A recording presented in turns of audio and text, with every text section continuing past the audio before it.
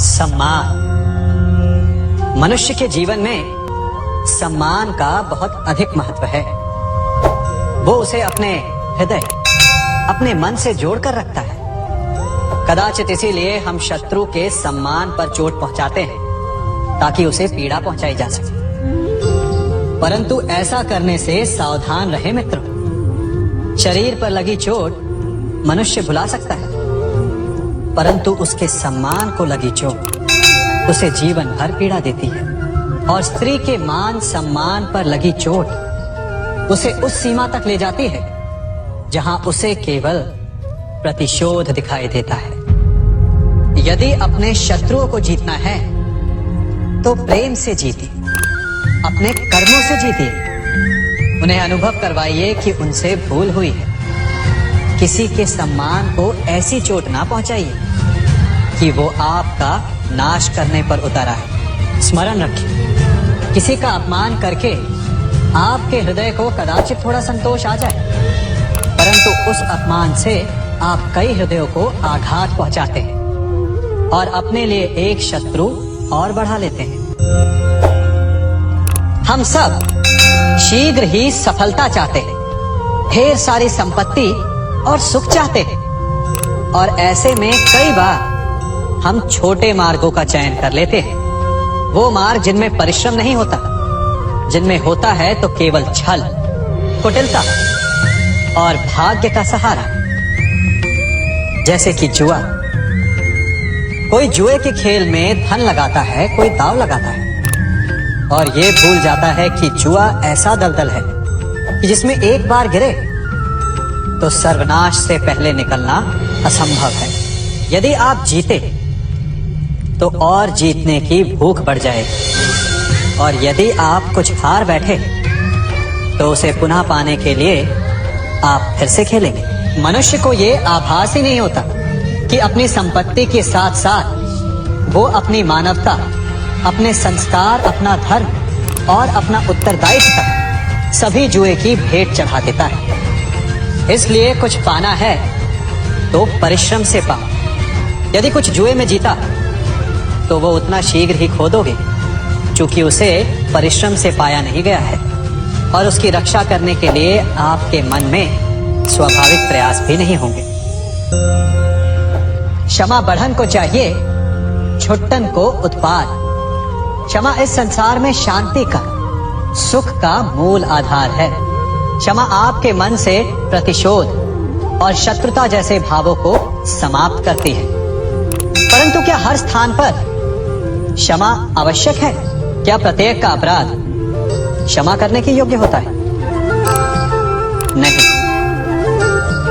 कभी कभी उसे क्षमा करके हम उस व्यक्ति को और बड़ा अपराध करने की प्रेरणा देते हैं।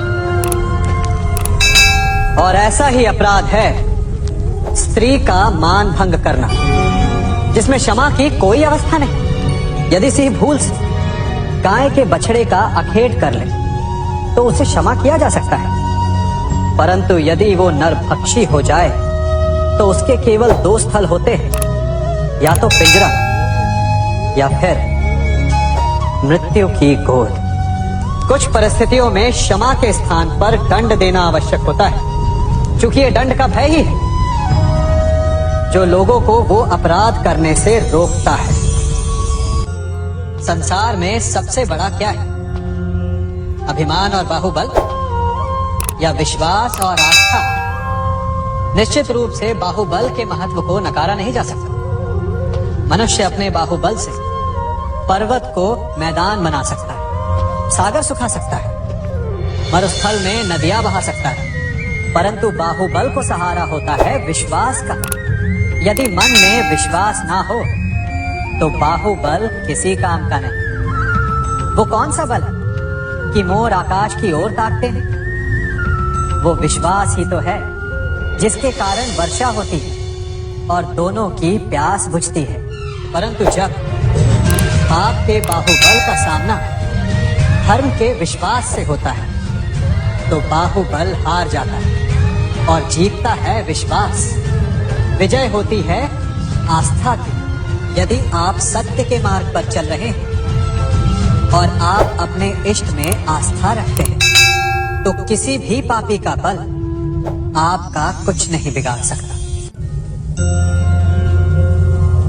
कभी सोचा है हमारा जीवन भी उस रेत की घड़ी की भांति है। जो रेत नीचे गिर चुकी है वो हमारा अतीत है, जो अब भी ऊपर है वो हमारा आने वाला भविष्य है, और वर्तमान ये संकुचित स्थल है जहां से धीरे धीरे करके रेत गिर रही है।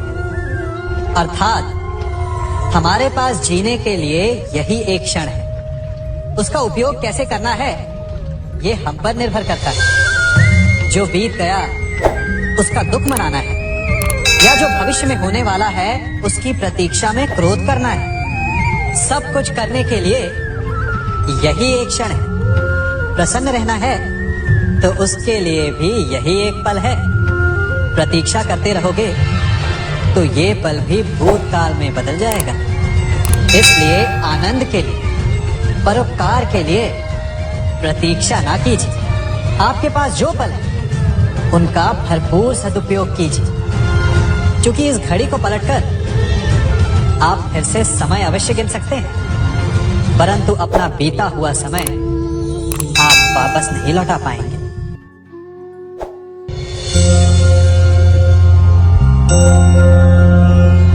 मनुष्य के जीवन में संतान का बहुत महत्व है।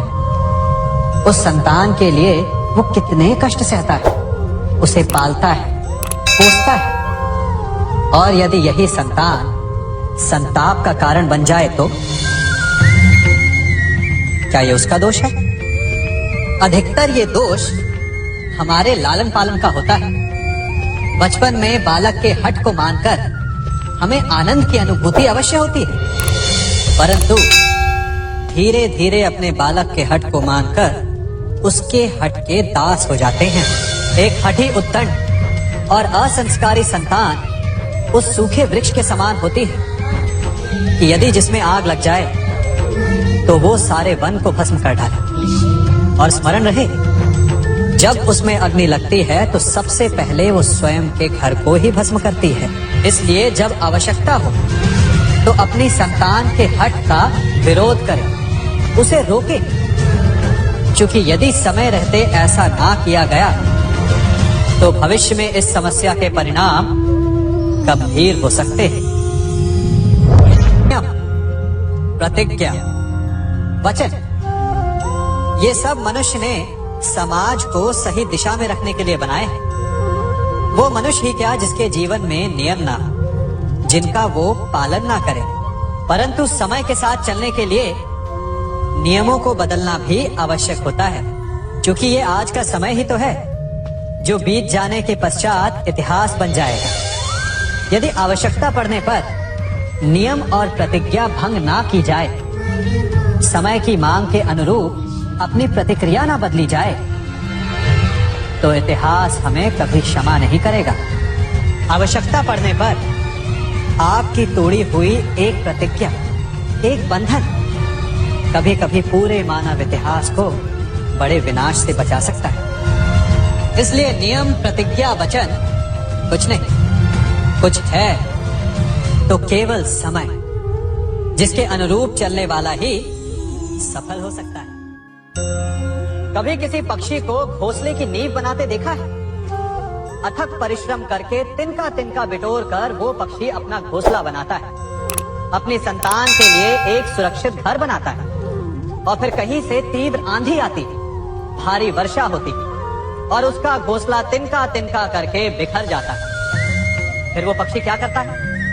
वो रोता नहीं, ना ही विलाप करता है, वो बिना विलंब करे फिर से अपना घोंसला बनाना प्रारंभ कर देता है और सफलता पाता है। फिर हम क्यों छोटी छोटी असफलता से भयभीत होकर परिश्रम करना छोड़ देते हैं? एक बात सदा स्मरण रखिएगा, हर वृक्ष कुल्हाड़ी की एक मार से नीचे नहीं गिरता, हर चट्टान घन के एक प्रहार से नहीं टूटती। सफलता पाने के लिए अनावरत परिश्रम करना ही मात्र एक मार्ग है। स्वीकारण, सत्य का स्वीकारण मनुष्य के लिए बहुत ही महत्वपूर्ण है। जब तक मनुष्य सत्य को स्वीकार नहीं करता, उसे असत्य से लड़ने की शक्ति प्राप्त नहीं होती। जब आप भोजन करते हैं तो क्या होता है? आपका पेट स्वीकारता है कि वो भर चुका है और आप भोजन करना बंद कर देते हैं। जब आपको निद्रा आती है तो क्या होता है? आपका मन स्वीकारता है कि आपका शरीर थक चुका है और उसे विश्राम की आवश्यकता है। उसी प्रकार जब आपको किसी व्यसन को रोकना हो तो आपको स्वीकारना पड़ता है कि बहुत हो चुका है, चाहे वो लालच हो या मदिरापान। उस व्यसन का त्यागना तभी प्रारंभ होता है जब आप ये स्वीकार कर लेते हैं कि आप उस व्यसन के बंधन। संसार का सबसे बड़ा पाप क्या है? असत्य बोलना, हत्या कर देना, चोरी करना या किसी का अपमान करना। संसार का सबसे बड़ा पाप है किसी निर्बल को सताना, और संसार का सबसे बड़ा दंड भी उस निर्बल के मुख से निकली हाय है। आप देख रहे हैं मैं क्या कर रहा हूं? मैं लौह पिघला रहा हूं और ये लौह पिघलता है इस चमड़ी की बनी धूनकी से निकली हवा से। तनिक सोचिए, एक मृत पशु की खाल से बनी धूनकी इतने कठोर लोहे को भस्म कर सकती। ठीक उसी प्रकार आप चाहे जितने भी शक्तिशाली क्यों ना हो, यदि आपने किसी निर्दोष, किसी निर्बल को सताया तो उसके मन से निकली हाय और उसका श्राप आपके जीवन को भस्म कर सकता है। स्वर्ण, सज्जन पुरुष और परोपकारी मनुष्यों की गति एक समान होती है। यदि स्वर्ण टूट जाए तो उसे गर्म करो, ताप दो, पिघल कर वो फिर से जुड़ जाता है। ठीक उसी प्रकार मतभेद होने के पश्चात भी एक सज्जन पुरुष और महान पुरुष फिर से मित्र बन जाते हैं। परंतु दुर्जन दुष्ट माटी से बने लोग उस पके हुए मटके के समान होते हैं कि जिनमें यदि एक बार दरार आ जाए तो वो स्वयं ही स्वयं का सर्वनाश कर लेते हैं। इसलिए मित्रता केवल सज्जनों से ही करें ताकि मतभेद ना हो। दुष्टों का समूह अपना नाश स्वयं ही कर लेता है।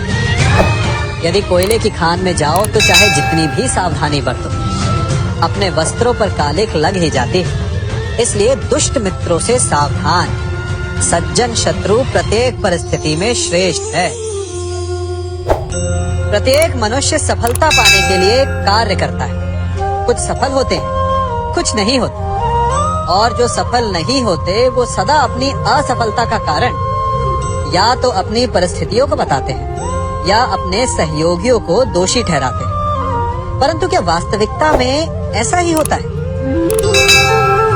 क्या कोई परिस्थिति या कोई व्यक्ति किसी की असफलता का कारण बन सकते हैं? उत्तर हाँ भी है और ना भी। कैसे? आप इस तितली को देख रहे हैं? आपने एक मक्खी को भी देखा हो। प्रकृति ने दोनों को समान गुण दिए, रस पान करने का।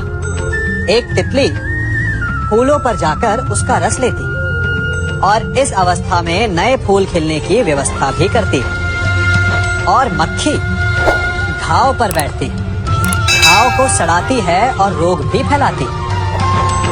यदि इसमें किसी बात का अंतर है तो केवल सोच का। यदि आप उचित मार्ग चुनेंगे तो आपको सफलता मिलेगी, आप में उत्साह बढ़ेगा, और यदि आप अनुचित मार्ग चुनेंगे तो आपको असफलता मिलेगी, निराशा मिलेगी। अब उचित मार्ग चुनना है या अनुचित मार्ग, ये निर्णय तो आप पर निर्भर करता है। मनुष्य सदा भला बुरा, खरा खोटा, सत्य असत्य की बातें करता है। सत्य को अच्छा मानता है और असत्य को बुरा। परंतु क्या आपने कभी ये सोचा है कि प्रत्येक वस्तु, प्रत्येक भाव का एक महत्व होता है? दोनों ही एक दूसरे के पूरक होते हैं। यदि काला रंग नहीं होगा तो क्या श्वेत रंग की आभा का अनुभव होगा? यदि असत्य नहीं होगा तो क्या सत्य के महत्ता का ज्ञान होगा? यदि बुरा नहीं होगा तो क्या भले पर आपको विश्वास होगा? कुछ महत्वपूर्ण है तो दोनों के मध्य का संतुलन। बुरी से बुरी वस्तु, समय या भाव, कोई ना कोई स्वयं में शुभ छिपाए रखती है। कभी काले गरजते मेघों को देखा है? उसके किनारे भी एक स्वर्णिम आभा होती है। उसी प्रकार यदि आपके जीवन में बुरा समय आए तो आपको अपने सच्चे मित्रों की पहचान हो जाती है। तो बुरे समय में निराश ना हो, उसमें भी कुछ शुभ खोजने का प्रयास करें और धीरे धीरे सब कुछ आपके जीवन में स्वतः शुभ हो जाएगा। संसार में सबसे महत्वपूर्ण क्या है? दृष्टि या दृष्टिकोण, समझ या सोच? सामान्यतः मनुष्य की दृष्टि और सोच में अधिकतर वो वस्तु, वो घटनाएं, वो भाव श्रेष्ठ हैं जो हमें आनंद दें, और जो हमें आनंद नहीं देते उन्हें हम दुखदाई मान लेते हैं। परंतु दृष्टिकोण और सोच को यदि एक भिन्न कोण से देखें तो परिस्थितियां भिन्न सिद्ध हो सकती हैं। जिस प्रकार भीषण गर्मी हमें सुहाती नहीं, परंतु वही गर्मी सागर और नदियों के जल को वाष्पित करती है और हमें मनोरम वर्षा का आनंद देती है, उसी प्रकार भीषण परिश्रम के पश्चात हमें सफलता मिलती है, वर्षा के पश्चात हमें हमारा लक्ष्य मिलता है। तो सदा स्मरण रखिएगा कि दुख और पीड़ा से भागे नहीं, क्योंकि यही भविष्य में आने वाले सुख का मूल है।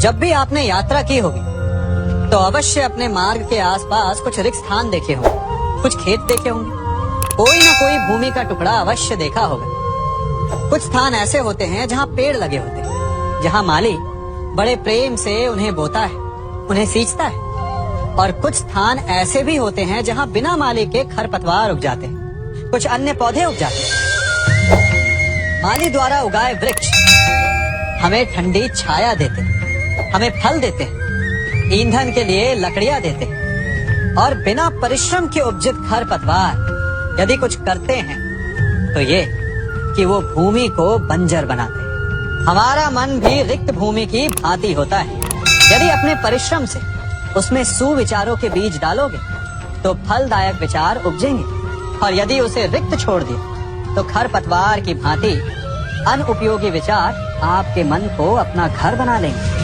आपके मन को मैला कर देंगे, उसे बंजर कर देंगे। अब निर्णय आपका है कि आपको सुविचार देने वाला मन चाहिए या कुंठा देने वाला।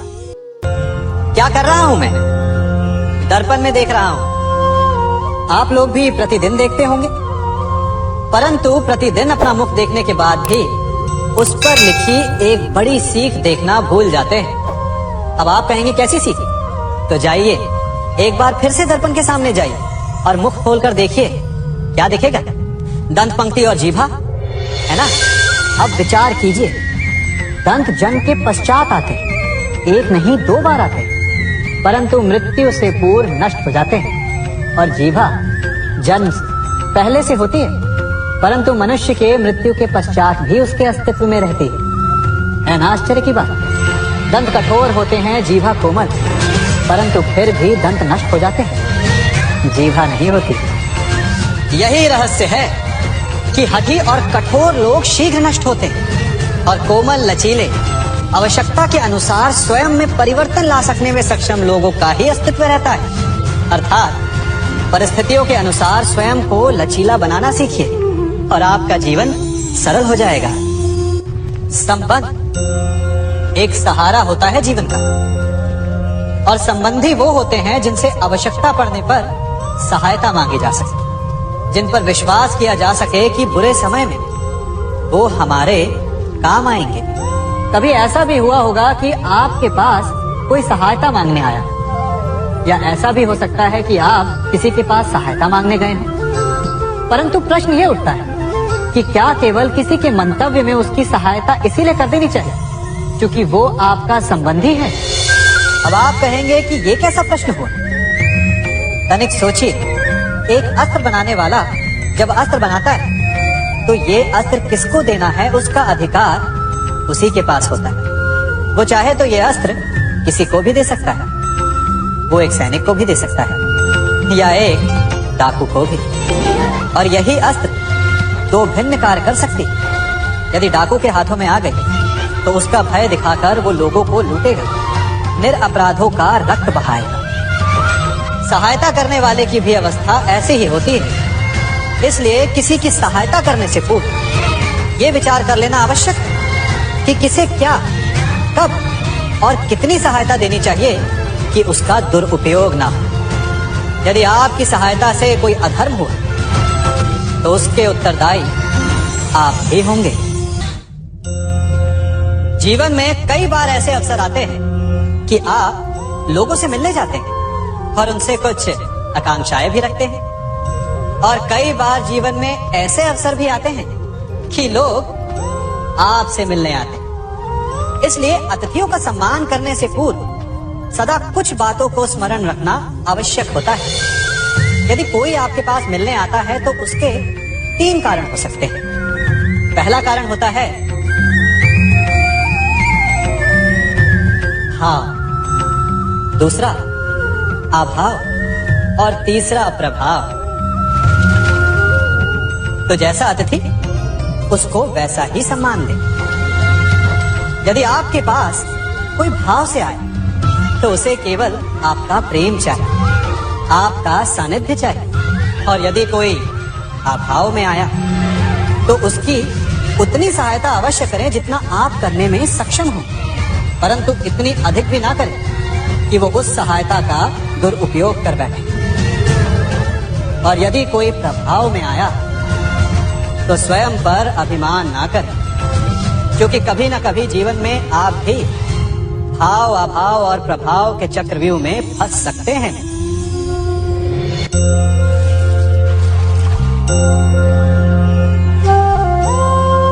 यदि जल को मुट्ठी में कसकर बांधें तो जल कैसे अपना मार्ग बनाकर निकल जाता है, इसी धारा की भांति यही अवस्था हमारे अपनों के साथ भी होती है।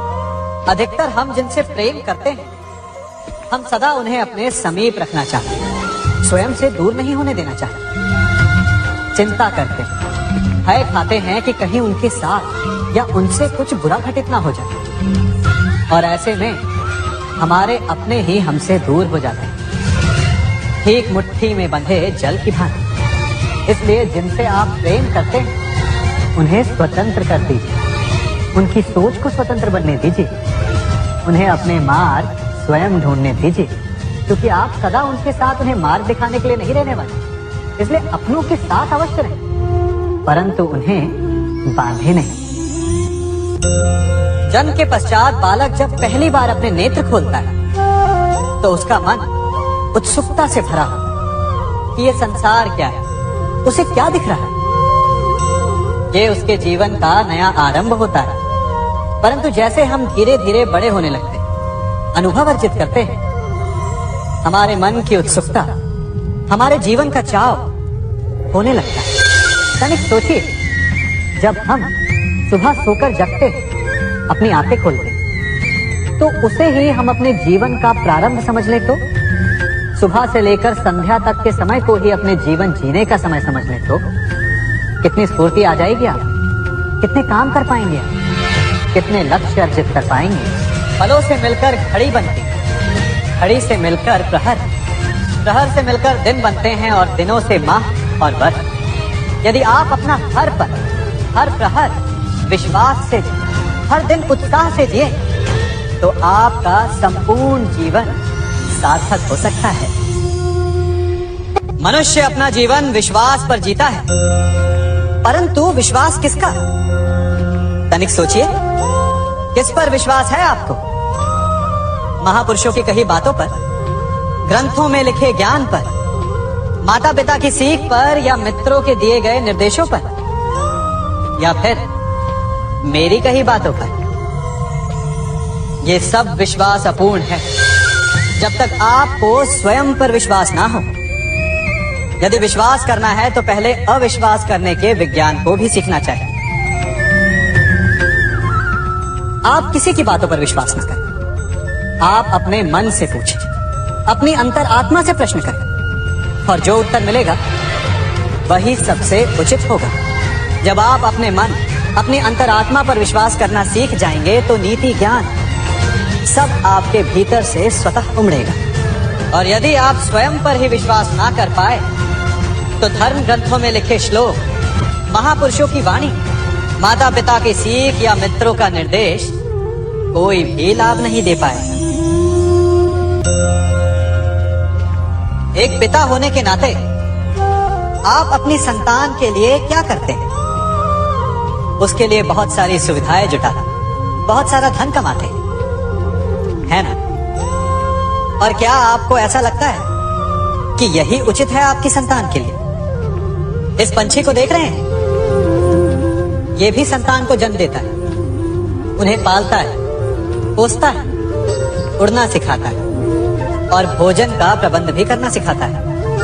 परंतु उनके बड़े हो जाने के बाद उनके लिए अलग से घोंसला नहीं बनाता। क्यों? क्योंकि यदि इसने संतान को सब कुछ करके दे दिया तो संतान क्या करेगी? वो अपनी संतान को तब तक भोजन कराता है जब तक उसकी संतान स्वयं भोजन का प्रबंध करने में सक्षम नहीं हो जाती। और उसका लाभ ये मिलता है कि उसी की भांति उसकी संतान आत्मनिर्भर बनती है। इसलिए अपनी संतान को उतनी ही सुविधाएं दें जितनी आवश्यक है। मोह को त्यागें।